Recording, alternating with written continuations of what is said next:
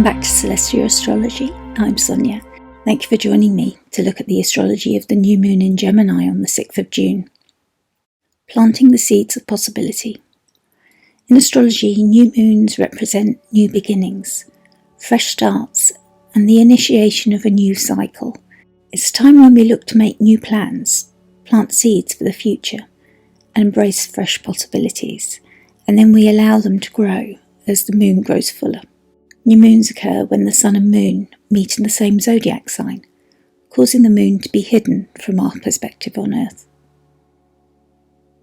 This new moon occurs in Gemini's communicative and curious sign at 16 degrees, and it will be at 12:37 PM on Universal Time on the 6th of June 2024.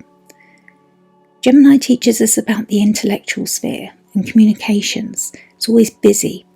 We enjoy beginner's mind, seeing the world with playful curiosity, learning and dissecting and exploring new ideas. We learn about something by understanding the nature of its opposite. So under this new moon, we might feel particularly drawn to intellectual pursuits, maybe expanding our knowledge or understanding, communication and social interactions. A 6-month or a 2-week cycle.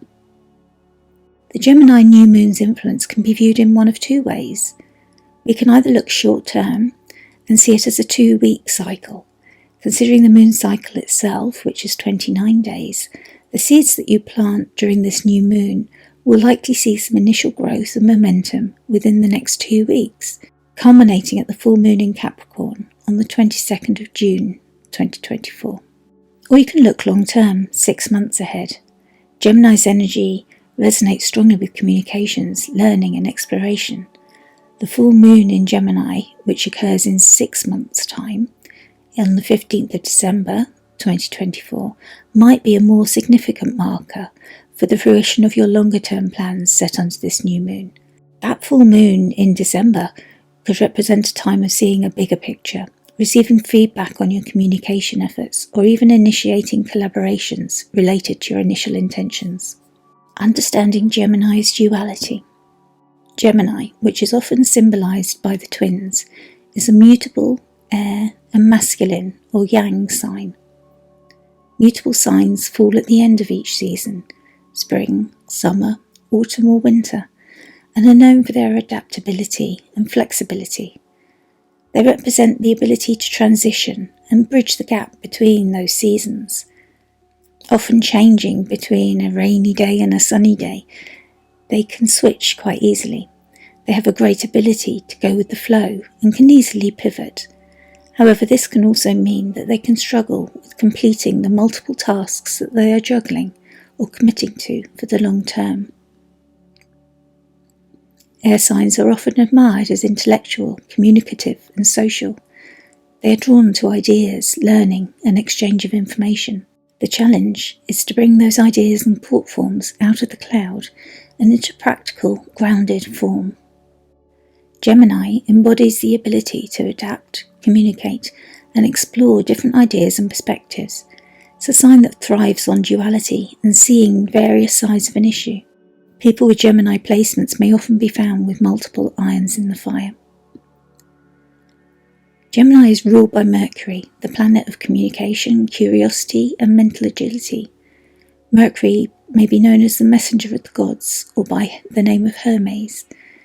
Mercury will be moving through the sign of Gemini at this time of the new moon, which adds some power to the ability to achieve its significations. This is because Mercury is in its home sign or domicile, so it doesn't have to defer to a ruling planet as it would if it was in another sign. This influence during the new moon emphasises themes such as clear communication, learning and exploration, and seeking out new knowledge and perspectives, social connections, building relationships, and fostering connections with mental dexterity, thinking critically, solving problems, and adapting to new ideas. Mercury is known in itself as a planet of duality. Without gender, Mercury travels further than any other planet, even the moon.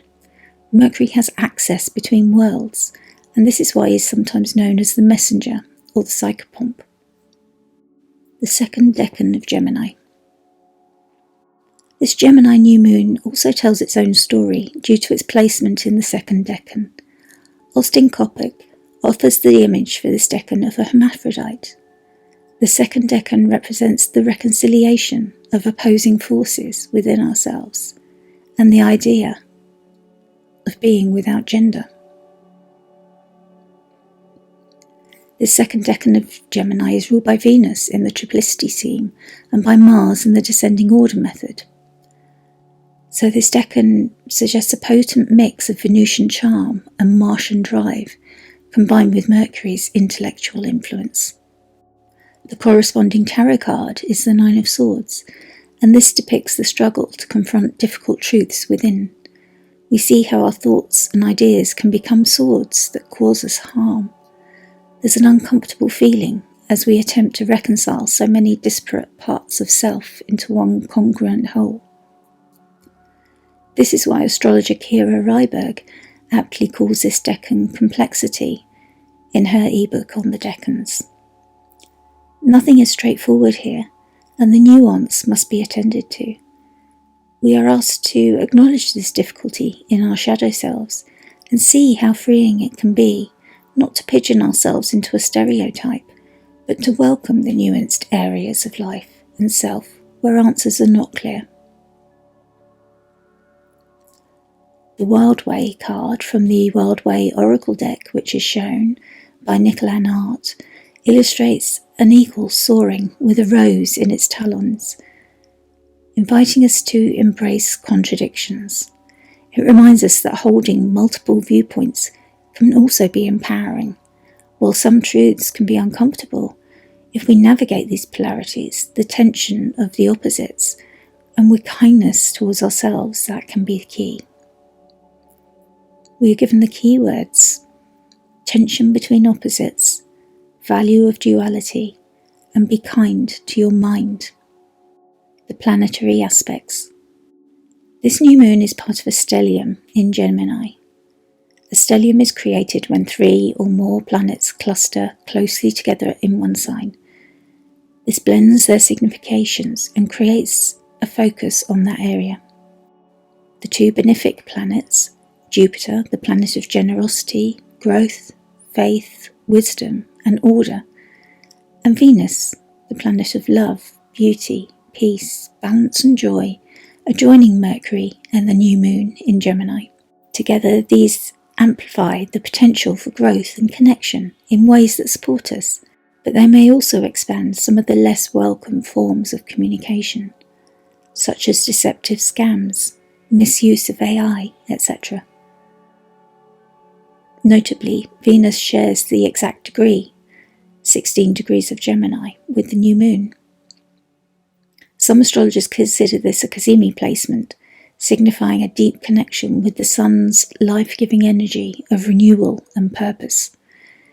It is known as being in the heart of the sun. This indicates a death and rebirth of Venusian themes in this area of your chart, like love, creativity, balance, and diplomacy, during this cycle, most likely concerning your themes of the intellectual sphere of Gemini. The new moon benefits from this Cazimi of Venus blending her loving kindness and pleasure-seeking with Mercury's curious fascinations.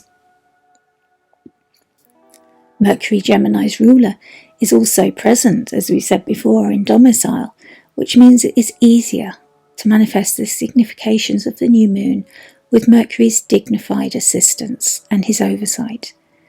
This suggests clear communication and a strong mental focus to navigate the complexities of this decan.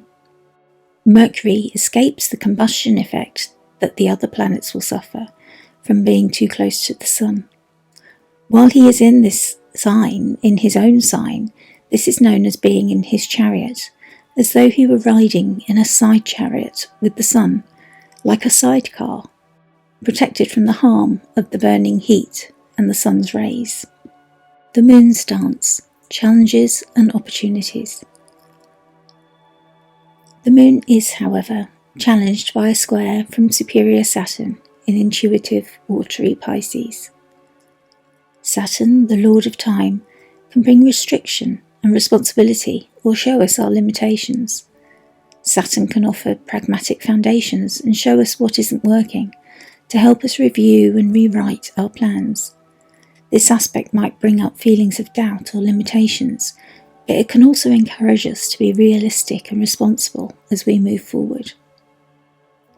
Squares are of the nature of Mars, the warrior planet of passion, heat and action. You will be asked to take action or resolve some tension to benefit from these lessons from pragmatic Saturn. The Moon also forms a harmonious trine with retrograde Pluto, planet of empowerment and transformation, in innovative, rebellious and cool area Aquarius. Trines are of the nature of Jupiter, expansive, generous, bringing order. This trine may offer a chance to transform ourselves by embracing contradictions and pushing past limitations. However, trines with Pluto can be known for hitting differently, so be prepared that you may be shown an aspect of your shadow or unconscious self that it is now time to acknowledge. Sometimes it is time for a situation that is disempowering to end and for you to become aware that a clean slate is needed. It would be wise to pay attention to what you're being shown from your unconscious, for example in dreams or meditation at this time. Finally, the Moon is flowing forth from a sextile to North Node in Aries and a trine to the South Node in Libra. This suggests a fated element to the new moon. The seeds that we plant now and the new starts we make have the potential to blossom into something significant on our life path. I hope this new moon offers you a path forward. Journey with courage, curiosity and an open heart. And please also check out the sister episode of the Astro Mindfulness for this new moon in Gemini. Please feel free to leave a comment with your thoughts, experiences or questions, and I am so grateful always for your likes and subscribes as well. It's really important for a small channel because the algorithm gets ever harder to get my content out for it to be seen by others who might also enjoy it. And also just to let you know that my books are open if you would like a personal and individual astrology reading. I'm in my 3rd year now with Adam Ellenbass and I begin the 4th year in June, which is coming up very quickly. So I'm now a 4th year advanced student with Adam Ellenbass in Hellenistic astrology. I set a Reiki healing intention for every client before the reading. This is not compulsory. You can opt out of it when you book with me. Just let me know if you don't want it set, but otherwise I will set that intention and you will just receive it as we do the work. If you have any questions about that or my readings, please just reach out. Thank you so much for listening.